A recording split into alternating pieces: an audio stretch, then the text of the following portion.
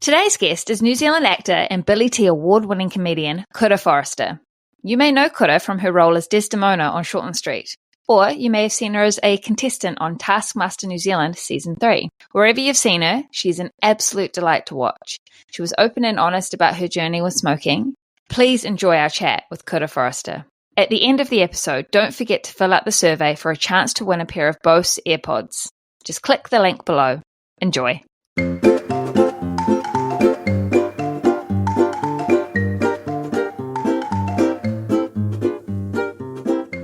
Hello, Kura. Thank you for joining us. How are you today? Kia ora. Hello. I am very well, thank you. I'm at about 80%, to be honest, guys, which is pretty high for a Friday. It's great. I'll take 80 of your percent anytime. Thanks so much for being on the podcast, Kura. It is my pleasure. We're really excited to talk to you about your quitting smoking journey. Love it.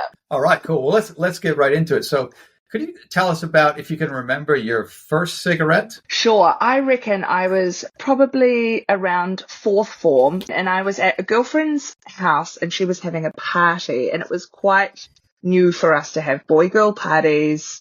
We were allowed a little bit of alcohol. I think her mum was pretty loose. And she was like, I've got some cigarettes. I don't know how she got them. We might have maybe nicked a few out of her stepdad's packet, that he left lying around.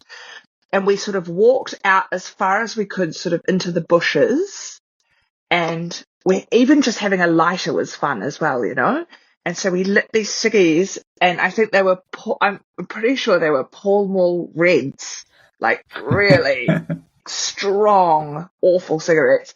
And that was it. And we sort of had a couple of puffs. We didn't really know how to do it. And it was a very exciting, naughty, and thrilling. And did you feel unwell? Absolutely, yes. Yeah. Sort of almost immediately unwell, hated it. And then I became quite a full-time smoker, but I don't think that was the moment that I was sort of hooked or anything like that. I was way too young, right? But it became a pretty strong habit from sort of the next year onwards, I guess. Into my senior years at high school, I was so you were like smoking through high school? Yeah. It's so funny to think, and I don't know how we sort of got them, or maybe the rules were a bit looser then, but I used to catch the train from Plympton into Wellington. It's about a half-hour train ride. And then we'd all sort of mingle and have our social life at a place called Freeman's. I don't know what it's called now, but it's like a shop sort of area, convenience store. And all of the high school kids would sort of mingle there before walking off to their schools. And we would smoke cigarettes at the train station. Like I'd probably have a ciggy in the morning and then maybe sneak one at lunchtime on the back field. And then I used to come home reeking of cigarette, and I used to get Impulse spray. Remember Impulse? Awful sort of cheap, and it was like Kisses and Cream or whatever the flavour was, just awful. And I used to get, and my mum used to be like, will you smell like Impulse trying to cover up smoking? Oh, so she knew.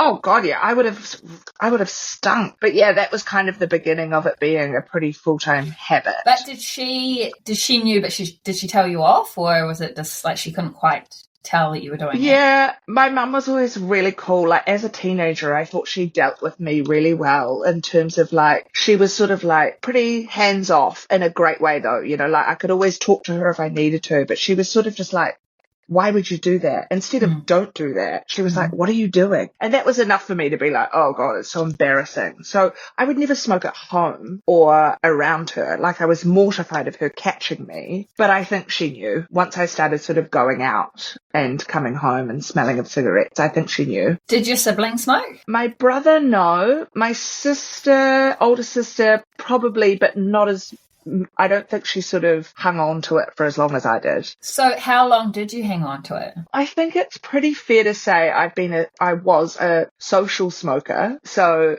that means I reckon probably since I was 16, and my last cigarette was last year, and I'm 39 now. So right. I don't know. You guys do the math. Yeah. No, that's not what we hear. Yeah, we'll do the math. We'll do the math later, and we will post it on our Facebook page. Yeah, somebody post it in the comments how many years she was a smoker for. And so when you got into it, like you say, social. So when you got into it at 16 and in high school, what was the motivation? Was it peer pressure? Was it a social thing? smoking? Do you think it was cool? You know? Yeah, being cool was a big part of it. Obviously, I try and uphold that in my life as an adult as well.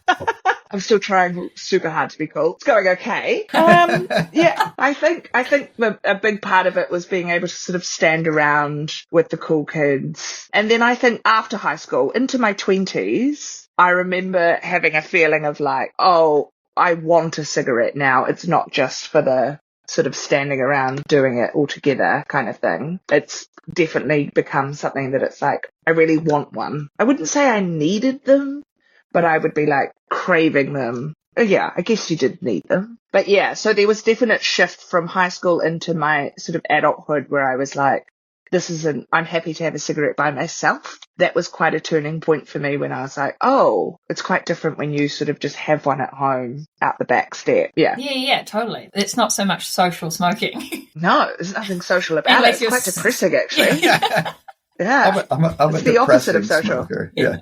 It's depressing an antisocial smoker? Would that be the... You're anti-socially smoker. So I know that you've talked about that you are vaping now. Did you use vaping as a way to stop smoking, or is it just that vaping's become kind of more of a sort of socially acceptable thing now? I honestly didn't make a conscious choice to stop smoking. I think it just happened because vaping took over that habit. The last few years, I'd say sort of like the last 5 years, I hated that I was a smoker. I sort of got over it pretty quickly and was like, I hate that I'm on a way to a party or a social event and going, oh, I better just grab some ciggies. I remember being like, who am I? When you say that you were a social smoker, you were buying them though. Yeah. Yeah. Yeah. And so I sort of started getting into this habit where I was like, right.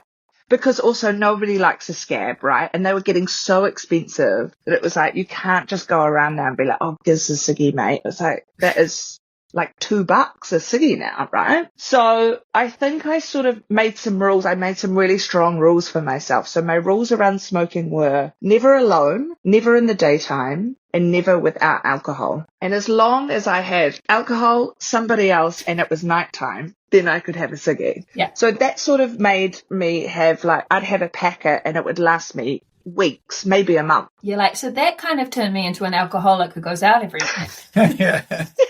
I was like, well, I better pour a wine and invite the neighbour over, you know? Like, fuck.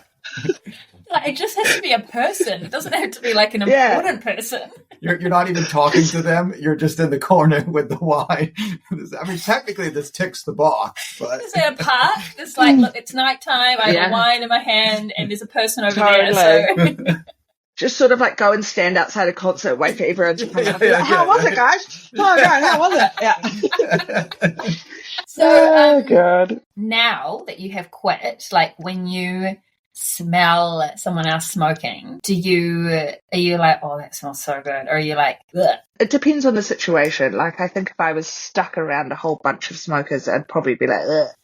But my last friend who's still smoking, the last bastion in my circle of friends, he lit a cigarette the other night in the car and I'm in the passenger seat and I was like, oh, that does smell really nice. But I do not want any of it. Mm. But there was something about, there's like smoking and driving still pretty cool, you know? So I'll sort of whiff of it, lovely. But I don't want to be like in and around it. So if we go back to that quitting, what was really, you said there wasn't kind of one moment, but what was the catalyst for quitting, do you think? I think I was really tired of my clothes and hair and my body smelling of smoke. I sort of got really put off by that. I developed a pretty bad smoker's cough. And I remember that being quite a catalyst to be like, okay, that's embarrassing in terms of the work I do. I can't be having a bad sounding voice. And I also got prescribed an inhaler a couple of years ago for a bad cough. But I was like, this is tragic, you know, and like being Māori and being female and we're one of the highest statistics of smokers, I think. So I was like, if you're not that hooked, just effing stop it, you know, like, I was like, come on. And so I think I got pretty tough on myself in that way. And I hate that I vape now too. So vaping's the next thing to get off. I think I sort of got to a point where I was like, that's enough. Just feeling sick obviously, and also how much it costs as well was a huge catalyst. Like my friend that I was talking about, the last one that smoked, he came back, he was like, I'm just going to go get some cigarettes. And just this is the other night. And he came back and I went, how much was that? And he was like, $48.50. Wow. I was like, $50? Yeah.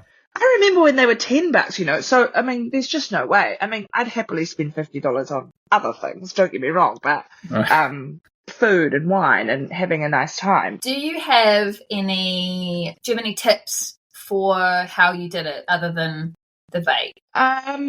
You set yourself rules, which I think is great. The rules really helped. Yeah. I think sort of coming to terms with it also it must, I hope it's easier for people to quit now because the social sort of thing is totally gone. Like, I remember being worried that I would miss out on cool conversation if I wasn't a smoker. And it's just like, it's actually not true. All you're missing out on is like being outside and cold. Yeah. Being looked at funny for being a smoker now. It always sucks when you're like the friend, like I've been in this situation so many times where a lot of my like close friends are smokers and you have to sit outside with them because if the majority smoke, you sit outside. So if you're the minority, you can't be like, guys, it's so much nicer inside because they're like, oh, can we just, like the amount of times that like friends have been like, oh, just give you a blanket. Yeah, exactly. They're spending $50 on cigarettes, but you're going to buy a blanket and a puffer coat or whatever.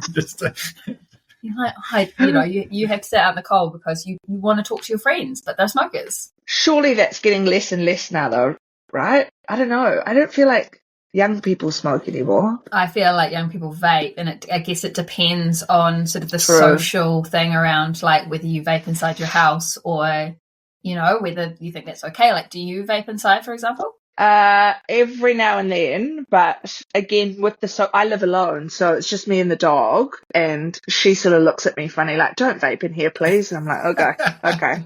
She's a bit of a geek. She hasn't inherited my cool genes. So no, but I do weirdly vape at other people's houses, like you say, where it's kind of okay to vape. I might sort of sneak one here and there. Quite often, I might go to the bathroom and vape on the loo at a restaurant, at a bar, things like that, and just like get a couple of quick vapes and then go back out. But that's quite what I like about vaping too, is that you only need to sort of have a couple of puffs. You don't need to smoke a whole cigarette. Because your vape has nicotine in it, right? It does. I'm on a 2% vape. I don't know what that means, but I think that's probably quite low. Mm.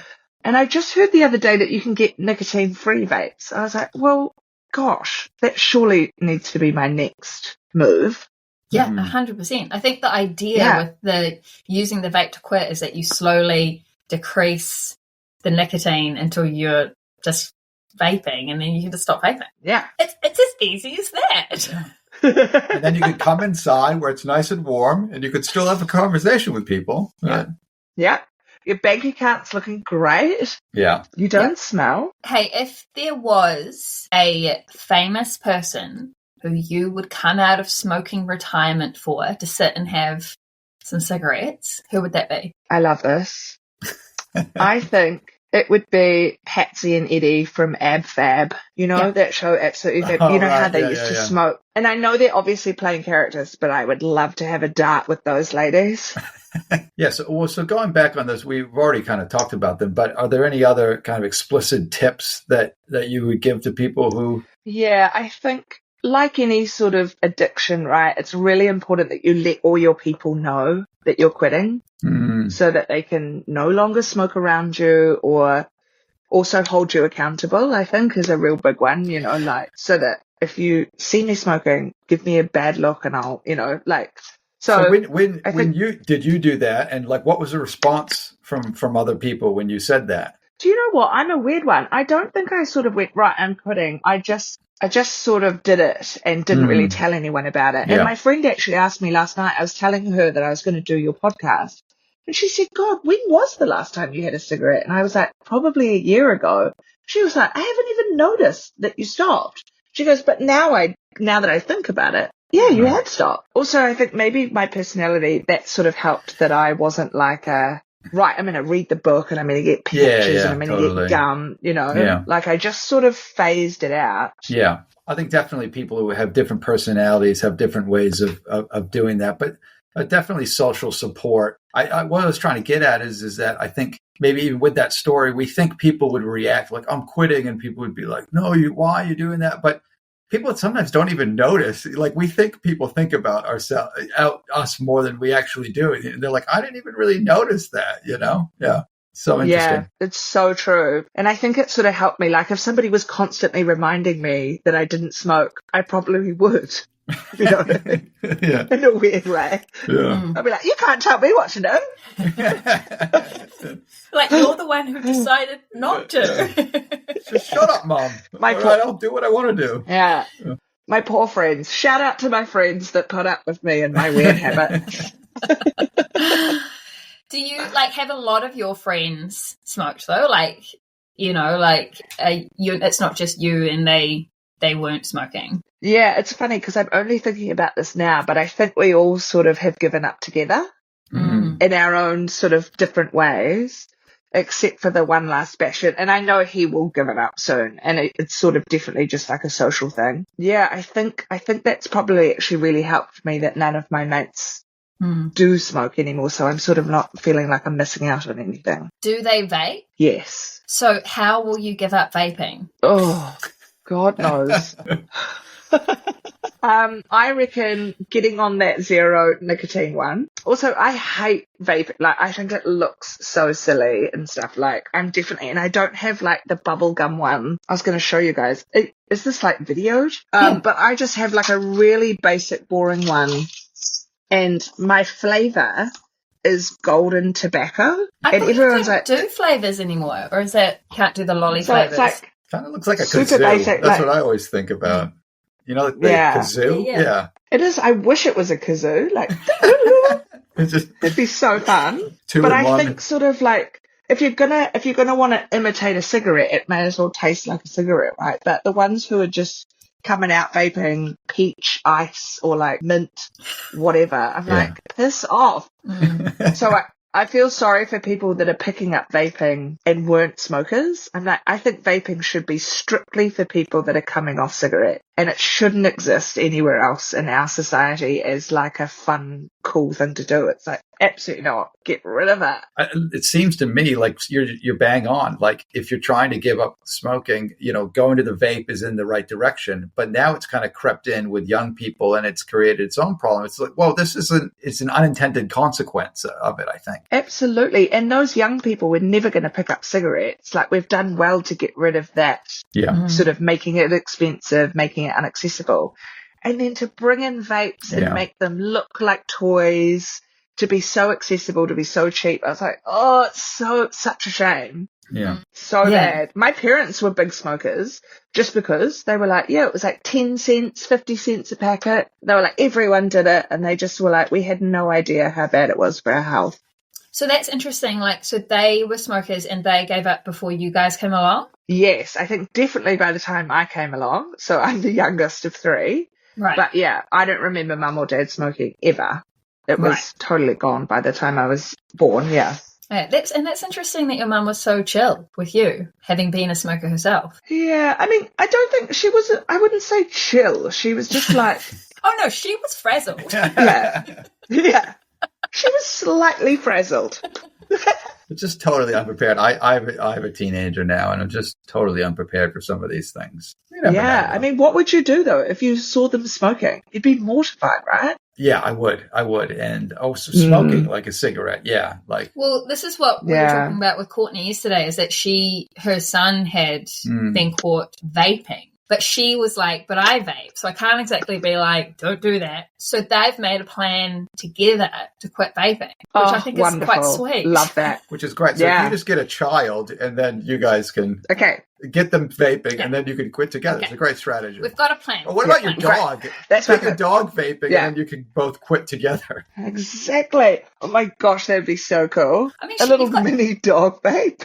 I feel like that's... Yeah, this has been great. Thank you so much for your time. Mostly what we wanted My to talk pleasure. about. I hope it helps. Yeah, no worries. Lovely to chat with you guys. Yeah, so nice to chat with you. Do you have any last words of wisdom or anything? Just like be kind to your mother, stay cool, you can do it, quit. Smoke free, let's do it. Awesome. Thank you so I'd never much. make it as a coach. Yeah. Thanks, Kura. Thank you so much. No worries. Bye, guys. We hope you enjoyed that episode of Comedians Quitting. Please don't forget to fill out the survey in the link below for your chance to win a pair of Bose AirPods. Every episode listened to and every survey filled out is another chance to win.